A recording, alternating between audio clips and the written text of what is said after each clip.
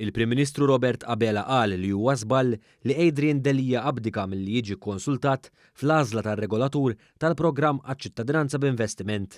Il-Prim Ministru qal dan fl-isfond ta' tweet mill-kap tal-Oppożizzjoni fejn iddikjara li ma jridx jibqa' jiġi konsultat fl-għażla tar-regolatur.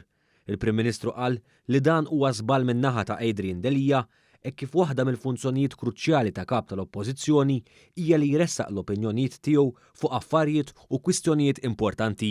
Naħseb li tabdika minn din il-kariga minn dan il-partit tant importanti tal-funzjonijiet ta' kap ta' oppożizzjoni kien żball minn naħa tiegħu. Minkejja d-dikjerazzjoni ta' Delija, il-Prim Ministru Abela saħaq li lest jitkellem mal-kap tal-Oppożizzjoni dwar iktar ħatrit fil-futur sabiex frott din il-kollaborazzjoni il-pajjiż jikseb riżultati aħjar. Jiena nixtieq niddialoga mal-kap tal-Oppożizzjoni nagħtih li taħbiperija lest li nitkellmu mhux biss dwar din il-ħatra ma dwar diversi affarijiet oħra li nemmen li għandu jkun hemm konsensus dwarhom fosthom dwar tibdiliet fil-Kostituzzjoni tagħna, tibdiliet kif tinħatar il-ġudikatura u nemmen li jekk nikkollaboraw flimkien noħorġu b'riżultat li jkun ħafna aħjar li inti tgħid mhux se tipparteċipa jew ma tiġ tagħti input fid-deċiżjoni oħra.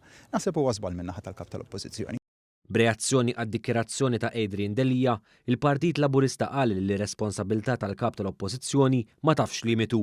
Dan għax anke li kieku kellha tittieħed il-proposta tiegħu u l-programm ta' ċittadinanza b'investimenti jiżżarma għal kollox, il-pajjiż xorta għandu jkollu regolatur li jissokta bix-xogħol fuq l-applikazzjonijiet li diġà saru u li jevalwa wkoll ir-riżultati u l-metodu kif tħaddem il-programm sa issa.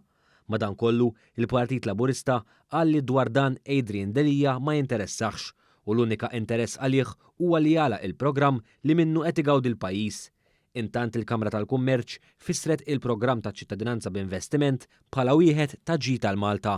Il-President tal-Kamra tal-Kummerċ David Xwiereb saħaq dan bla tlaqliq waqt il-programm in-depth ta' Malta Independent. L-iskema tal-IIP ġabet ħafna ġid lill-pajjiż.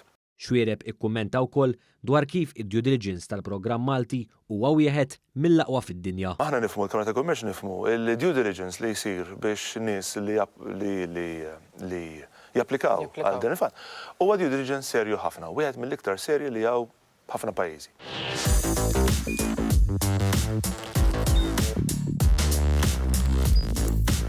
Idħol fuq one.com.mt u hemmhekk tista' tara l-programmi kollha li jxandru fuq One permezz ta' One Play.